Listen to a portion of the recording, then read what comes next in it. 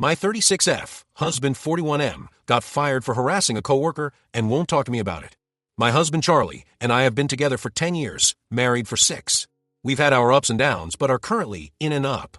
He has never done anything like this in the past, so it came out of left field for me, and I'm very much shocked and at a loss here. Charlie is a computer programmer and was a senior engineer at his former company where he had worked for 4 years. He'd never had any trouble with co-workers, and were both friendly with a few of them, mostly other men and their wives. On Friday of last week, he came home around 11 a.m. and told me he'd been fired. He was really upset and agitated, and I didn't want to push him about it, but he told me that they'd said he was harassing a co-worker and was fired. The information I've been able to get out of him. The co-worker is Beth, a junior engineer who he's never mentioned to me before. He said she's terrible at her job. Beth slept with a senior engineer. We are both friendly with Darren. Darren wasn't involved in the harassment, wasn't fired, etc. The company's lawyers were there, and among the things they told him was that Beth could have pressed charges, but chose not to. Something happened with her car, but he won't say what. His exact words were, there was something with her car. He was escorted off of the premises and is not allowed back in the building to get his belongings, and instead has to arrange with security to pick them up after business hours. As far as anything else goes, he won't give me any details. He isn't interested in seeing a lawyer because he says everything is legal. He has basically admitted to sending Beth some emails, but won't say what they said or anything like that. I don't know if Beth sleeping with Darren had to do with it, but the fact that he gave me that detail makes me think it does. I'm not sure how it relates. Darren is a very nice, single man who is in his late 20s and approximately the same age as Beth. My mind is running wild here. Charlie has been depressed and withdrawn all weekend, won't talk to me about it, and won't talk much in general. I work remotely, so I was home all day with him, and he played video games all day, and then went to bed at 6 p.m. The fact that he won't tell me anything and isn't interested in seeing a lawyer makes me think that it's bad and makes me worry that everything is true and not just a misunderstanding or small thing blown out of proportion. He has never been flirtatious with other women or cruel to them, and he's never said anything bad about other women engineers he works with. I don't know what to do here. My instinct is to be supportive of my husband, but I don't know what kind of behavior I'd be supporting. I don't want to run to his co-workers we know and ask them, since they're more our friends of my friends, and while we spend time together at get-togethers or bars, I'm not close with them. In an immediate sense, I don't know what to do about helping someone who is so depressed and won't talk to me. TLDR, my husband was fired for harassing a co-worker and refuses to give me any details or talk at all since Friday. Top comments. Commenter. I would tell him you have to assume the worst if he won't be honest with you. I've got to say, he must have done bad shit to be escorted off the premises with no warning like that. Either he was hating on her and went over the top, or he tried to fuck her and went over the top, or he tried to fuck her and then hated on her. Edit. Reread. I'm guessing tried to fuck her, sent crazy emails, and vandalized her car. He could easily still be charged criminally and or sued. Commenter. I've worked at larger companies, and when they fire people, sometimes they are walked right out of the building. The reasoning is they don't want the fired person to make a scene and rock the boat. It's heartless in my opinion, but it does happen. Something tells me OP's husband did something terrible because lawyers were there, and apparently the girl could have pressed charges. That is very unusual. My guess is OP's husband got jealous that Darren was sleeping with Beth, and not him, as he had a crush on Beth for a while, and he flipped out and went all nice guy on her. He mentioned there are emails, so there's evidence in writing as well. This does not bode well for OP. Commenter. Seeing as it got so far that he's been fired, and he doesn't want to fight it, sounds like the allegations are probably true. The fact that he brings up Darren makes it seem like he's harassed her as a result of sexual jealousy. Does he usually shut down conversation on things? Does he usually keep things from you? I'd be very cautious about what he's hiding and what it means for you and your relationship, even if it's not sexual, and it's just plain old harassment. Do you want to be with a grown man who harasses young women to the point he gets fired? Update next day. My thread was locked before I was able to respond to any of the comments, but I was able to read them this morning. I got up at 5:30 to go to the gym before work, and my husband was still awake playing video games. I presented him with the very good idea someone suggested of sending me an email with the details, but that it wasn't acceptable to shut me out of this situation, since it affects me too. His response was basically, the paperwork is in my car, go get it if you want to read it. I asked him to go get it so we could look at it together, and he said, you're going to believe what you want anyway. All of this is unusual for our marriage, because I'm a pretty patient person, I think. We went out to the car together, and he got in his car, handed me the papers, and left. For about 2 hours, I was panicked because I didn't know where he went, if he was okay, if he was thinking of hurting himself. But his mother texted me at 9 saying he was over there, asking me what happened, if everything is okay, etc. His parents live about 15 minutes away, and I guess he told her he's going to be staying there. So the paperwork. According to the paperwork, he sent her multiple harassing emails from anonymous email accounts. The emails are printed out and attached. He apparently did this while at work, and they have been monitoring his user account for 3 months. The emails aren't sexual or romantic in nature, and are all anonymous, and about how she sucks at her job, wouldn't be there if she wasn't a woman, how she should quit before she gets fired, and how everyone in the office hates her.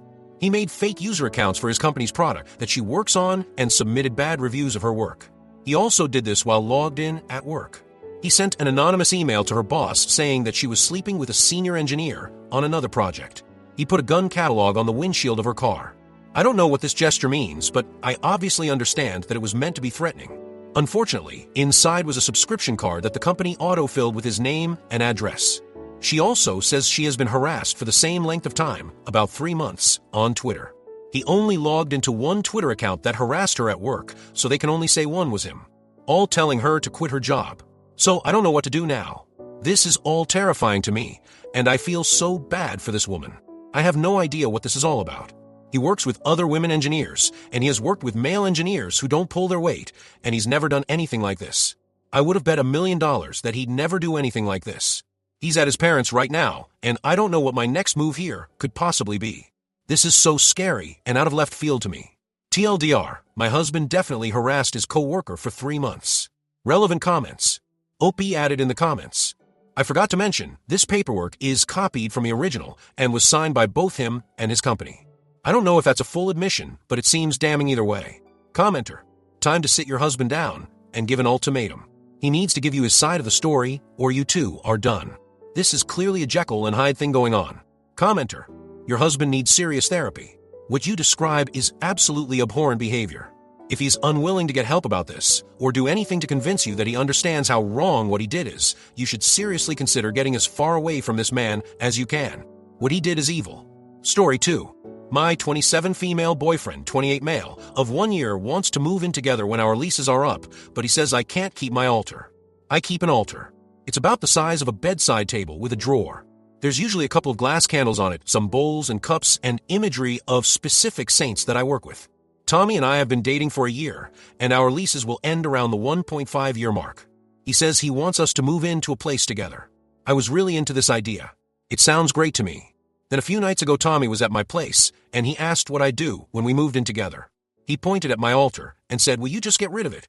I said of course not, I'll be taking it with me. And then he said that I couldn't bring the altar, that since he's an atheist, he doesn't want stuff like that in his home. I told him that we don't have to have it in the living room, that I can move it elsewhere, but the living room is just where I naturally put it. He said no, he doesn't want any religious stuff in his home. And then he said that I would be disrespecting his beliefs, and when I told him I wouldn't be okay with living without the altar, he made it seem like I was putting religion ahead of him. Like I was choosing religion over him. Which, I'm not. But I don't think I should have to give up one of the only religious things I even do. Is this just a sign of long-term incompatibility? I've lived with an atheist before and didn't have any issues, so I know it's not something all atheists are like. TLDR, atheist boyfriend, says I cannot take my altar when we move in together. What should I do? Relevant comments. Commenter. He keeps calling it his home. When is it going to be ours and not his? Oop. That's what I asked. Why he was calling it his home. He didn't have an answer. Commenter. You're not respecting his beliefs, but he's not respecting yours. Top comments. Commenter. Yeah, this is definitely bigger than the altar, especially if you two want to get married and have kids at some point. If you haven't had those discussions, then you need to before you get any further with the moving in plans. But be clear with Tommy that you're not asking him to acknowledge the altar as religious or anything to do with him at all. So if he can't live and let live, he's the one putting his lack of beliefs ahead of you, and this probably isn't going to work out. Commenter. This needs to be higher up. Make a list of where, when, and how religion is important/influential in your life, like holidays, future children, Sundays, special diet, anything. Go over this list with him. What is his take on it? What does he want and expect? Then find out if the two of you are at all compatible as partners in life. Also, what kind of atheist is he? To him, it should be just candles and pictures since he does not believe that there are gods and saints. Why is it threatening to him? Signed, an atheist. Update, 8 days later.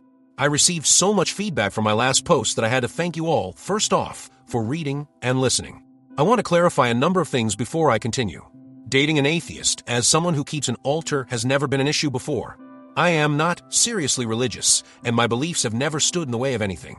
There are no rules I follow, it doesn't change my socio-political alignment, etc. It's a dedicated place for me to pay respects to my ancestors and to the saints I work with. It's no different than you setting up a dedicated room for video games. I think Reddit should open up to learning about religion beyond direct examples of Christianity or the other big ones. I saw a lot of ignorant comments that clearly don't comprehend why people keep altars, and believe me when I say that there are many of us, and no, we are not mentally ill. That's just silly. On to the update. I used a lot of the conversations from my post to determine how I would talk with him about it. But it turned out he read my post. And he read the comments himself, and even better, he was able to come to me with his concerns and communicate to me what he was worried about and how he felt. We ended up talking for a long time about the issue, and it boiled down to him being a little afraid and not understanding my practice. He said he has always been a little uncomfortable about it because he's been trained to see this stuff as weird and creepy and things like that. He asked me to explain it more and to give him some time to read up on what I was doing so he could familiarize himself with it. He took a few days, but in the end, when he came back to me to talk about it, he told me that he was no longer worried and that he was sorry that he had made it into such a big deal. He even asked if it would be okay for him to light a tea light now and then because he likes the idea of candles as offerings or recognition of the deceased. He bought a stack of books to read up on regarding this stuff, and he is reading a little bit each night. He is very apologetic about how things went down and how he seemed, but I understand that his tone and behavior were absolutely due to him not understanding or knowing about this stuff. Things are going great now, and we are still on track to move in together. The conversation about it not just being his house struck him the most. Thank you for your help, Reddit. TLDR, BF read my original post and took it on himself to educate and understand where I'm coming from. He apologized, and everything's going great. Me and my altar will be glad to move in.